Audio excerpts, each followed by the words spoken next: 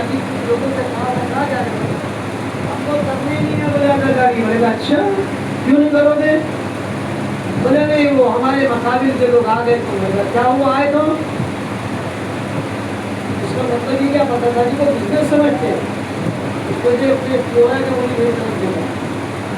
میں نے کہا سنو ادھر اداکاری ہماری کردار سازی کے لیے ہوتی ہے.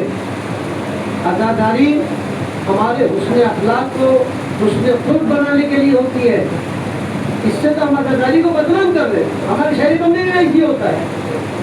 ہمارے شہر بمبئی میں اگر ایک انجمن آ گئی دوسرے انجمن سے تو حضور بغاوت ہے تو فوراً سیکرٹری صدر جا کے سمجھوتا کر لیتے کہ بھائی ایسی بات ہے سوری غلطی ہوگی ہم معافی دیں. اور ہمارے اداکار ہمارے بانیہ نے مجلس بانیہ نے شبداری اداکاری ان سے معافی مانگ رہے کہ بھائی معافی چاہتے ہیں.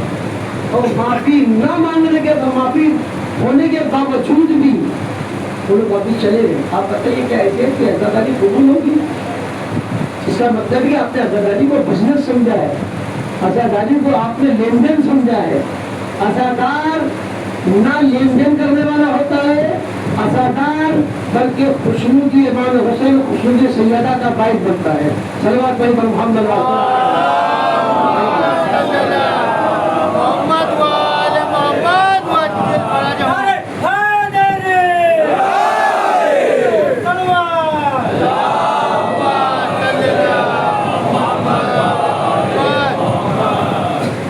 کہ کل دو انہوں نے یہاں ماتم کرتے تھے سکون طریقے سے انہوں نے ماتم کیا. اس کو کر کے اداکار نہیں ہوتے ہیں تو دوسرے نہ کرتے اور دوسروں کے پروزگاروں میں مداخلت کریں. یہ اداکار نہیں ہے. ہماری ذمہ داری کیا؟ ہمارے امام نے کیا بتایا؟ چوتھے امام مدینہ منورہ میں آئے. آپ کے پاس سب سے پہلے مروان ابن حکم آیا دوڑتا ہوا. مروان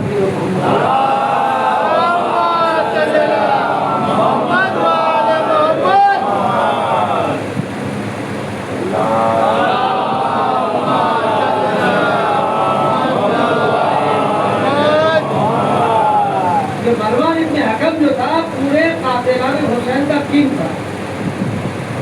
اسی کے ہاتھ میں سے بھاگ دو مروان ابن حکم. آپ کو معلوم ہے جب امام حسین خالد بن ولید کے دربار میں داخل ہوئے تو مروان بن حکم نے کہا تھا اے ولید اب حسین تیرے ہاتھ سے نہ جائے. اگر حسین یہاں سے چلے جائیں گے تو واپس نہیں آئیں گے. وہی مروان بن حکم پریشانی کے عالم میں چہرے پہ ہوائیاں اڑ رہی ہے اور شہر مدینہ کو معلوم پڑا کہ جتنے قاتلان حسین مدینے میں وارد ہوئے ہیں تمام شیعان مدینہ نے ارادہ کر لیا کہ انہیں کسی طریقے سے مار دیا جائے. سارے قاتلان تمام قاتلان حسین بہت توجہ چاہتا ہوں میرے عزیزانو کبھی آپ سے کسی سے ملبے ہو جائے تو آپ میں یہ جذبہ ہونا چاہیے. اس لیے قرآن کہتا والقادمین الغیظ والعافین عن الناس وہ لوگ بہتر ہیں جو اپنے دشمنوں کو معاف کر دیتے ہیں اس کو پی لیتے ہیں.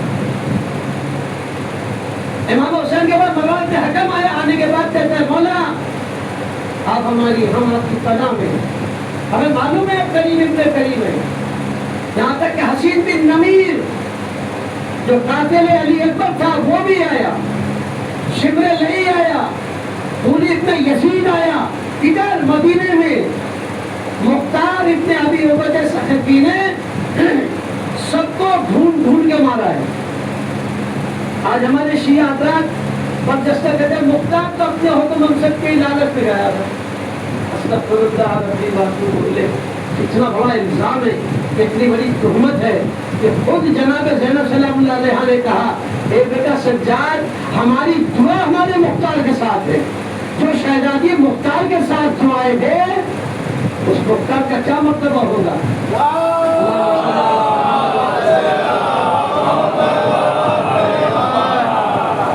بھگوان نے حکم آیا ہاتھوں کو جوڑتا ہے اے سید سجاد ہماری ہیلپ کرو ہماری مدد کرو کیونکہ شہر مدینہ کے جتنے شیعہ ہیں سب ہمارے خود کے پیاسے ہو. جناب زینب حجرے بیت الشرف سے آواز سن رہی ہے. سید سجاد نے کہا کوئی بات نہیں مروان ابن حکم اور شمر لئی اور خالد بن یزید اور حسین بن نمیر میں تمہاری ضمانت لیتا ہوں، میں تمہیں اپنے شیعوں کے شر سے بچاؤں گا، تم فکر مت کرنا۔ جناب زینب سلام اللہ نے جب یہ پیغام سنا، یہ آواز سنی، آپ دوڑتی ہوئی یہ سجاد کی بیت الشرف میں آئے کا بیٹا سجاد جی کیا کر رہے ہو؟ جنہوں نے ہمارے گھروں کو اجاڑ دیا، ہماری بیٹیاں اجاڑ دی، اور اب ان کے ساتھ ایسے سلوک سے بہتا ہوتی اپنا، اگر ہم نے بھی ان کے جیسا سلوک کیا تو ہمارے اور ان میں فرق کیا ہوا؟ ہمارا فریضہ ہے محبت دکھانا، چاہے دشمن کسی طریقے سے ہمارے ساتھ کروٹ بدلے، لیکن ہمارا کروٹ الفت ہوگا، تاکہ سامنے والا دشمن یہ سمجھ لے کہ ارے اتنے چاہنے والے تھے، کاش ہم نے یہ نہ مارا ہوتا۔ دیواروں میں شمر بار بار ہوتا تھا، اب اس کے اوپر سے کیا فائدہ؟ مگر مس کے آنسو بھروں میں کیا مطلب؟ آپ کو معلوم ہے جناب سکینہ سلام اللہ علیہ جب شام غریبہ کے اندھیرے میں جناب سکینہ کے قریب گئے تو جناب سکینہ نے کہا کہ شمر لئی خبردار، تیرا دست نامحرم میرے چہرے تک نہ آئے، تیرے چادر، اگر تو چاہتا ہے کہ کان کے بندے اتار دو، گلے میں اتار کے دیتی ہوں، اس کو اتارنے کی جو محنت ہے، کبھی بھی ایسے نہیں۔ ہم تجھے تڑپانا چاہتے ہیں، جس نے سکینہ کو تڑپایا ہو، جس نے حسین کو تڑپایا ہو، جس نے علی اکبر جیسے جوان کو شہید کر دیا ہو، سید سجاد مدینہ ان کی ضمانت لے گئے اور پورے شیعوں کو اعلان کر دیا خبردار کوئی بھی شیعہ ان کے اوپر مدبر مت کر دے، یہ تمہارے امام کا حکم ہے۔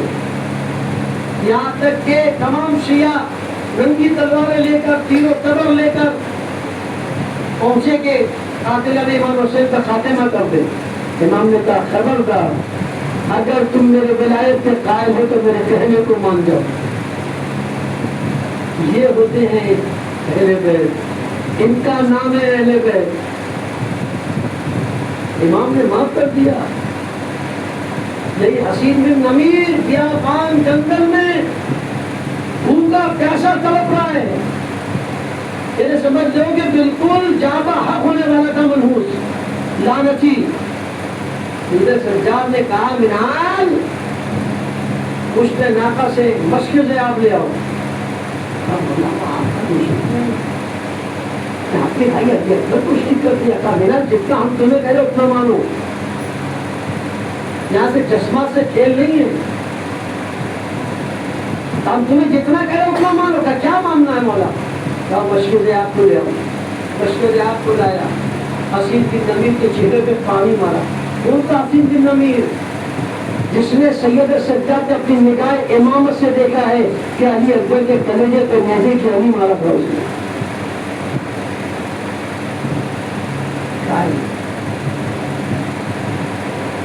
اے محسن تو کون ہے؟ من انت، تیرا نام کیا ہے؟ حسین تم مجھے ابھی پہچانو گے نہیں؟ کب پہچانوں گا پھر؟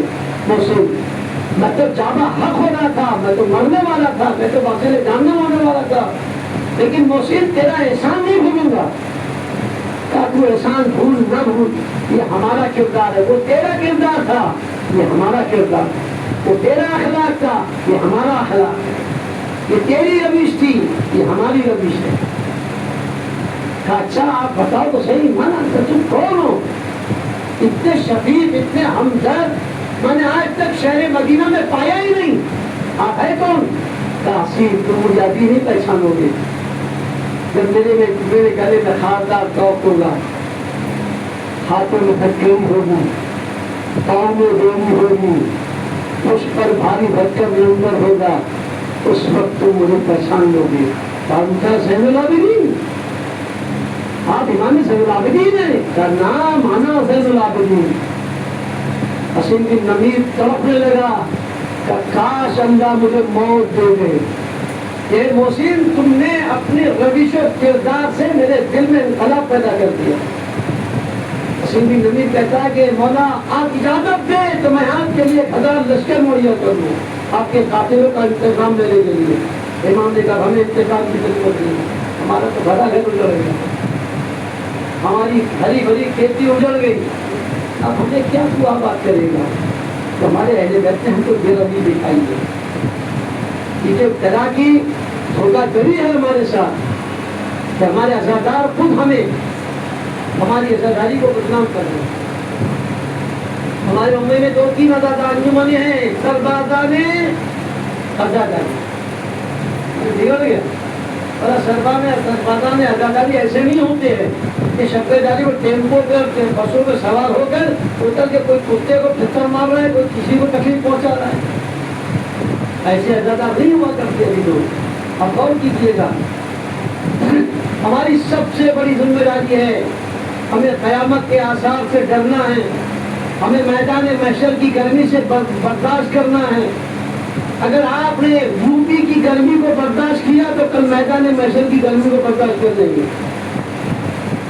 آپ سوچیے کہ آپ آج ہمارے یہاں باران رحمت نہیں برس رہی ہے. صبح نماز فجر کے وقت ایک جھٹکا آیا تھا بارش کا، چلا گیا. شاید کہ ہمارے عزاداروں کی گناہ اس کی بنا پہ اللہ نے اپنی باران رحمت کو روک دیا. خداوند عالم قرآن مجید میں ارشاد فرماتا ہے، رسول ان سے کہہ دو کہ اگر تم اپنے اللہ سے محبت کرتے ہو ایسی پہ نہیں کرنا چاہیے. یہ اتباع کر رہے ہیں میرے بیت کی، یہ اتباع کر رہے ہیں رسول کی کہ اگر ایک مومن بھائی آیا ہے تو دوسرا مومن کیوں نہیں آیا، اس کو کیوں بلائے؟ بانی عزاداری کی ذمہ داری ہے.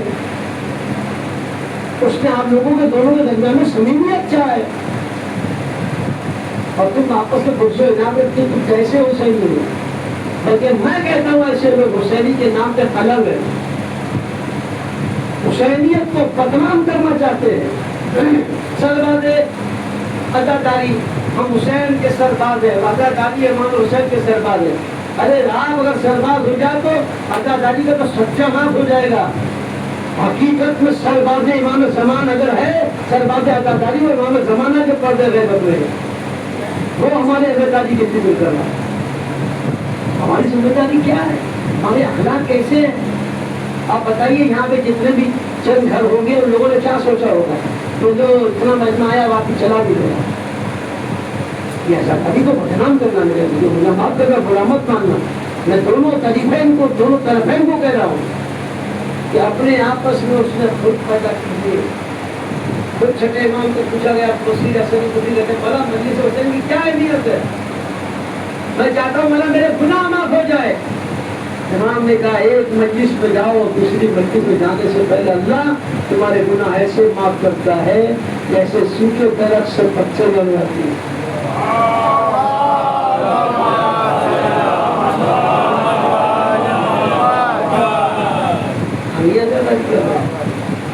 عزاداری کی اہمیت سنیے. ثمرات الحیات میں علامہ ابن قلوی نے بڑی اچھی بات لکھی کہ صرف حسین کی زیارت کا مقصد لے کے دل میں مر جاؤ، کیونکہ حسین اس کی زیارت کے لیے آتے. بھلو اس نے زیارت نہ کیا ہو، بھلو کربلا نہیں گیا ہو، بھلو اس نے اگر خانوں کی زیارت نہ کی ہو، لیکن صرف اس کی امنگ تھی کہ میں حسین کی زیارت کر لوں.